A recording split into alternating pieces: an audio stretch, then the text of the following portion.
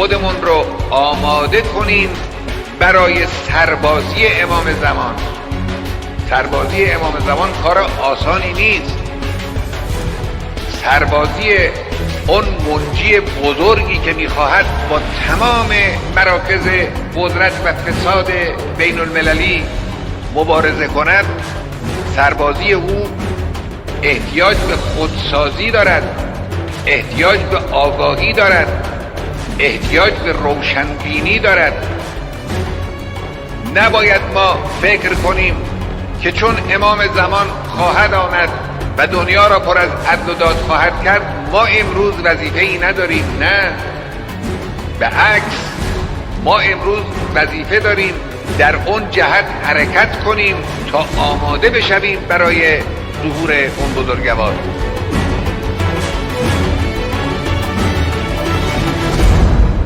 سربازی امام زمان کار آسانی نیست.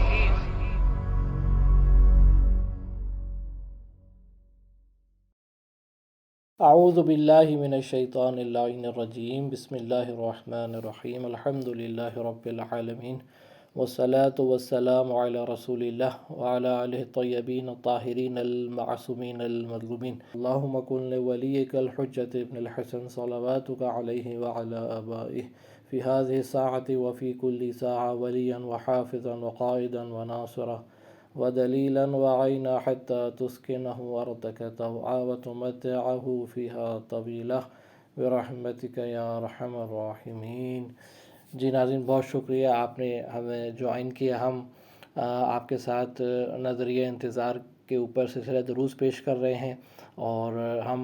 आज हमारी इस सिलसिला दुरूस की नवी जो है क़िस्त है। पिछली 8 किस्तों में हमने नज़रिया इंतज़ार के हवाले से मुख्तलिफ़ पहलुओं को आपके सामने बयान किया और उसकी मुख्तलिफ़ गहराइयाँ और जवानिब को जो है मुख्तलिफ़ अंदाज़ में आपके सामने पेश किया कि ताकि नज़रिया इंतज़ार की गहराई और वसअत को मकतब तशय्युअ के ज़ेल में हम सही तरह समझ सकें कि इंतज़ार से क्या मुराद है, मुंतज़रीन क्या होते हैं। आया सिर्फ इमाम ज़माने के लिए को पुकारने का नाम इंतज़ार है, उनके लिए बेसब्री का करने का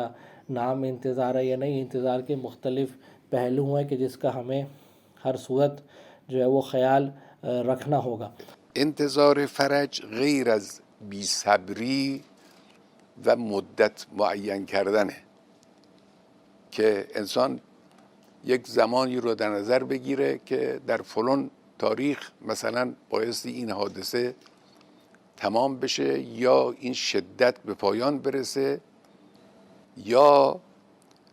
حضرت ظهور کنن، که بی‌صبری کنه، انسان پا به زمین بکوبه، بی‌صبری کنه. این انتظار فرج این نیست. انتظار فرج یعنی آماده سازی خود. بی‌صبری کردن، عجله کردن جزو چیزهایی است که ممنوع است. در یک روایتی دارد که ان الله لا یعجل لعجلة العباد. اگر شما عجله میکنی، شتاب زدگی به خرج بدی، اینجور معناش این نیست که حالا خدا هم تابع عجله شما تصمیم بگیره و عجله کنه. نه، هر چیزی قراری دارد، وقت معینی دارد، حکمتی دارد، بر اساس اون حکمت انجام میگیره. این نکته دیگر هم عرض کردیم که انتظار فرج هم مراد فرج نهایی است که ظهور حضرت است، هم فرج بعدش شده است، یعنی فرج بعد از حوادث دشوار و حوادث همهگیر که مثل همین حوادثی که امروز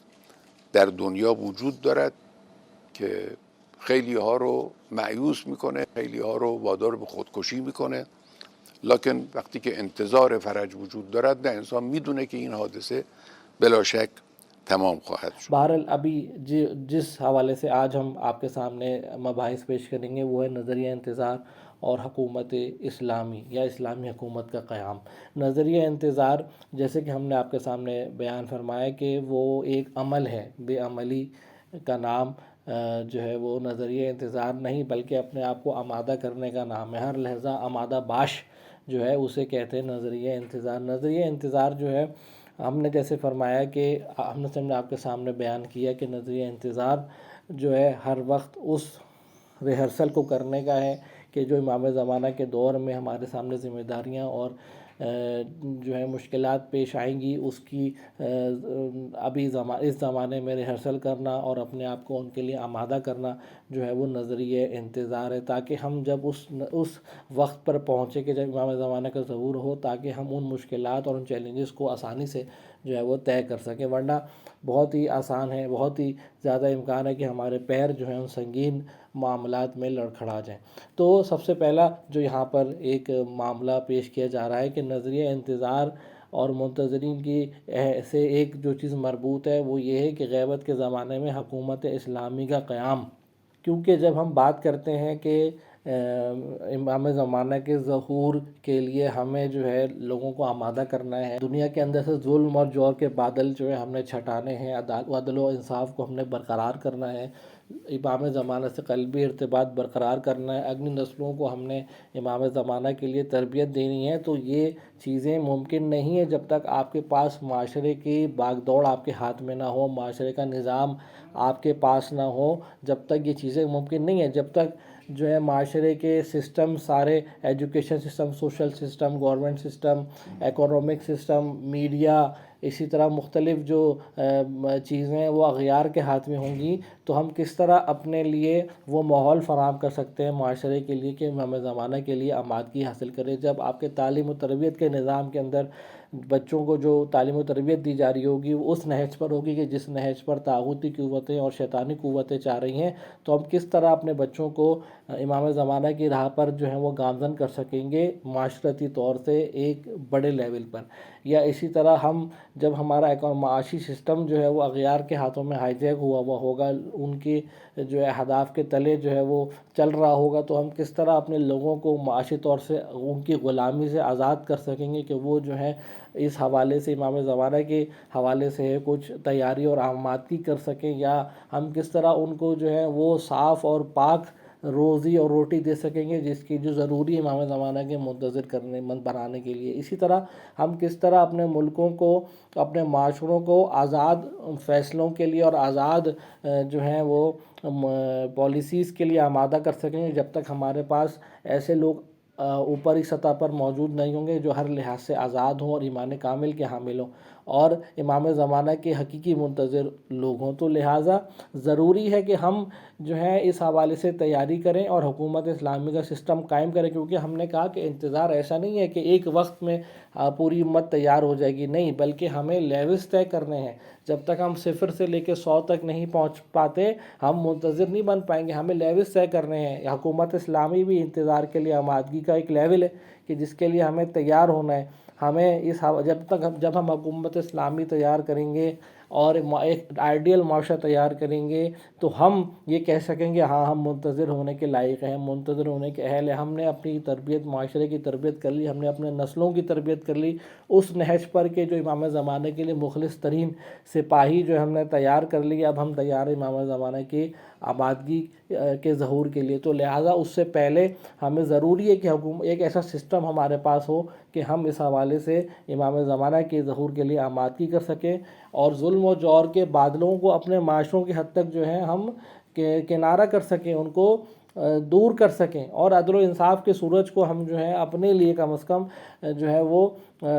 فراہم کر سکیں۔ ایسا تو نہیں ہو سکتا کہ امام زمانہ اگر ہم کسی جنگل میں جو ہے وہ رات کو تاریکی میں پھنس گئے اور ہمیں پتہ ہے کہ سورج نکلنے میں ابھی دیر ہے، تو آیا ہماری ذمہ داری کیا بنتی ہے کہ ہم اپنے آپ کے ہاتھ باندھ کر بیٹھ جائیں اور اپنے آپ کو بھیڑیے جانور اور خونخوار جانوروں کے حوالے کر دیں کہ جو چاہے ہمیں ڈس لے، جو چاہے ہمیں کھا لے، نقصان پہنچا لے؟ نہیں، ہماری ذمہ داری یہ ہے کہ ہم اس وقت سورج کی روشنی جب نہیں ہے جب تک ہم اپنے لیے شمع روشن کریں تاکہ ہمیں راستہ دکھے۔ ایسا تو نہیں ہے کہ ہم عقل یہ کہتی ہے کہ یا دین بھی یہ کہتا ہے کہ نہیں آپ اسی طرح بیٹھ جائیں تاکہ شیطانی قوتیں آپ کو آ کے کھا لیں، آپ کی نسلوں کو برباد کر دیں اور آپ کو جو ہے امام زمانہ سے دور کر دیں۔ نہیں، ہماری ذمہ داری جتنا کچھ ہم کر سکتے ہیں، امام زمانہ کا سورج جب تک بلند نہیں ہو رہا ہم ایک شمع تو جلا سکتے ہیں کہ اپنے لیے راستہ معین کر سکیں۔ وہ شمع کیا ہے؟ وہ شمع ہے حکومت اسلامی کا قیام، کہ ایک امام زمانہ کے نائب کے تحت ایک حکومت اسلامی قائم ہو کہ جو انہی اصولوں پر کہ جو امام زمانہ جس اصولوں پر حکومت اسلامی کو قائم کریں گے، انہی اصولوں پر وہ قائم ہو اور انہی اصولوں پر اس کو چلایا جائے، تاکہ امام زمانہ کے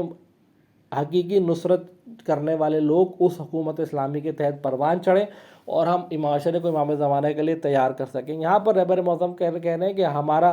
جو انقلاب اسلامی تھا امام خمینی کی رہبری میں جو آیا تھا، وہ بھی نظریہ انتظار سے ہی جو ہے وہ منسلک تھا، اور اسی نظریے کے تحت آیا تھا کہ ہم نے دنیا کو امام زمانہ کے لیے آمادہ کرنا ہے۔ اور آپ دیکھ سکتے ہیں کہ کس طرح رہبر معظم کہہ رہے ہیں ہماری قوم اور دنیا عوالم دنیا کی قوم جو ہے ہمارے انقلاب کے بعد امام زمانہ کے انتظار کے مفہوم سے آشنا ہوئی ہیں۔ پہلے انتظار کا مفہوم کیا تھا اور اب انتظار کا مفہوم کیا ہے، اب لوگ کس طرح امام زمانہ کے گرد جو ہے جوق در جوق ان کی یاد اور نام کو جو ہے زندہ کر رہے ہیں۔ اس سے پہلے ہمارے معاشروں میں کیا امام زمانہ کے حوالے سے یاد تھی اور ان کا کیا ذکر تھا ہمارے معاشرے میں، ہم اس کو دیکھ سکتے ہیں پچھلی نسلوں میں اپنی۔ ہم اب نئی نسل کو ہم دیکھ سکتے ہیں کس طرح امام زمانہ کے لیے جانیں فدا کرنے کے لیے، امام زمانہ کے لیے تڑپ رہی ہیں، امام زمانہ کے لیے جو ہے ہر کام انجام دینے کو تیار ہیں۔ اور ہم پچھلی نسلوں میں بھی دیکھ سکتے ہیں کہ جہاں انسان کی کامیابی کا معیار کیا تھا کہ طاغوتی ملکوں میں جا کے کھانا کمانا اور بہترین زندگی گزارنا، جبکہ آج کی نسل کا جو ہے ہدف کیا ہے، ان کے لیے کامیابی کا معیار کیا ہے، امام زمانہ کے لیے نصرت کرنے والا تیار ہونا۔ پچھلی نسلوں کے لیے کیا تھا کہ آپ امام زمانہ کا انتظار کرتے رہیں، لیکن آپ طاغوتی حکومتوں میں بھی جو ہے ان کی خدمت کریں، ان کے ساتھ انجوائے بھی کریں، ان کے ساتھ لذت والی زندگی بھی گزاریں۔ لیکن نئی نسل ہماری اس اعتقاد کی حامل نہیں ہے۔ ہماری نئی نسل یہ چاہتی ہے کہ ہم ایک ایسا معاشرہ تشکیل دیں جو ہم انقلاب اسلامی کی طرح کہ جو ہاں پر اپنی نسلوں کو ہم امام زمانہ کے اصولوں پر جو ہے وہ تربیت کر سکیں، نہ کہ ہم طاغوتی حکومتوں کے جو ہے سامنے جو ہے ان کے لیے لقمہ تر ثابت ہوں۔ تو ہم یہاں پر انہوں نے رہبر معظم یہ فرما رہے ہیں کہ جو نظریہ انتظار تھا وہ انقلاب اسلامی کے بعد یکسر تبدیل ہو گیا، اور جو نظریہ انتظار جو بے عملی کے نام سے پہلے مشہور تھا، اب وہ عملی طور سے اس کے برعکس ہو گیا، اور نظریہ انتظار کا نام پڑ گیا عمل کرنا۔ یعنی کہ امام زمانہ کے لیے عمل کرنا، امام زمانہ کے لیے رکاوٹوں کو ہٹانا، امام زمانہ کے لیے عوام کو، قوموں کو تیار کرنا، یہ ہے نظریہ انتظار جو انقلاب اسلامی کے بعد ہم دیکھ رہے ہیں۔ اور آپ دیکھ رہے ہیں کس طرح ہم دیکھ رہے ہیں کہ عالمی اسلام کے افق پر مکتب تشیع قوموں کو تیار کر رہا ہے امام زمانہ کے ظہور کے لیے، چاہے وہ لبنان ہو، چاہے وہ سیریا ہو، چاہے وہ عراق ہو، چاہے وہ یمن ہو، چاہے وہ دنیا کے اور ممالک ہو، نائجیریا ہو، پاکستان ہو، سعودی عرب ہو، اور جہاں جہاں تشیع رہتی ہے آپ دیکھتے ہیں کس طرح تشیع انقلاب اسلامی کے بعد اوپر آئی ہے۔ اس کی وجہ کیا ہے کہ وہ نظریہ انتظار جو انقلاب اسلامی کے بعد امام خمینی علیہ الرحمہ نے انقلاب اسلامی کے ذریعے ہمیں دیا، اور قوموں کے اندر اس نظریہ انتظار نے اثر و رسوخ کیا، اس نے قوموں کو بیدار کیا، اس نے قوموں کو زندہ کیا اور ان کی قسمت کو یکسر بدل دیا۔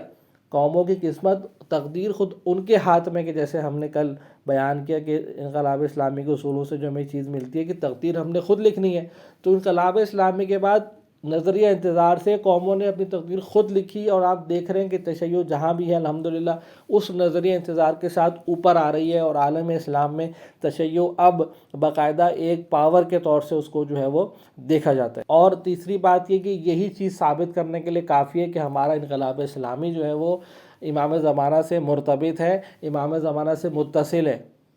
کیونکہ اگر یہ چیز نہ ہوتی تو ہم یہ نہ دیکھتے کہ ہم ان کے اثرات اس طرح ہمارے سامنے موجود ہوتے۔ امام زمانے کی توجہ خاص ہے کہ جو ہم نے انقلاب اسلامی کے بعد جو 40 سال کا ہم نے سفر اب تک طے کیا ہے، اس میں ہم اتنی تبدیلیاں، اتنی ڈراسٹک اور انقلابی تبدیلیاں دنیا کے افق پر لے کر آ چکے ہیں کہ پوری دنیا جو ہے جہاں جہاں حق کے پیرو ہیں، جہاں جہاں تشیع، مکتب تشیع کے پیرو ہیں، جہاں جہاں حق کو تسلیم کرنے والا شخص ہے، چاہے وہ کسی مذہب سے بھی تعلق رکھتا ہو، انقلاب اسلامی کے بعد اس کے جو ہے دید و افق میں تبدیلی آئی ہے، اس کے نعروں میں تبدیلی آئی ہے، اس کے مطالبوں میں تبدیلی آئی ہے۔ وہ دنیا کو کسی اور نہج پہ دیکھنا چاہتا ہے، وہ عدل و انصاف کی برقراری کو جو ہے اپنا اصول جو ہے اس نے اپنا بنایا ہوا ہے، وہ چاہتا ہے دنیا کے اندر عدل و انصاف برقرار ہو۔ اور اس حوالے سے ہم یقیناً یہ کہہ سکتے ہیں کہ اس انقلاب اسلامی پر ایک خاص توجہ امام زمانہ علیہ السلام کی۔ تو یہ اس حوالے سے مطالب تھے کہ امام زمانہ کے انتظار کے لیے، انقلاب اسلامی کے لیے حکومت اسلامی کی تشکیل ایک اہم ترین ان کے مقدمے کے لیے، امام زمانہ کے ظہور کی فراہمی کے مقدمے کے لیے حکومت اسلامی کی تشکیل ایک اہم ترین عنصر ہے، اور منتظرین پر سب سے اہم ترین وظیفہ یہ ہے کہ اپنے معاشرے میں وہ حکومت اسلامی کو قائم کرنے کے لیے جد و جہد کریں۔ اب اس کی مختلف شکلیں ہو سکتی ہیں کہ کیا شکل اس کی آپ کے معاشرے کے لیے بہتر ہے، اس حوالے سے وہ مختلف آبحاث ہیں انشاءاللہ۔ تو یہاں پر یہ بات سمجھانے کی کوشش کی جا رہی تھی، انشاءاللہ اس کے مختلف پہلو ہم نے آپ کے سامنے بیان کیے۔ انشاءاللہ امید ہے کہ آپ کے لیے فائدہ مند ثابت ہوں گے۔ کل تک کے لیے ہمیں اجازت دیجیے۔ والسلام علیکم ورحمۃ اللہ وبرکاتہ۔ خودمون رو آماده کنیم برای سربازی امام زمان.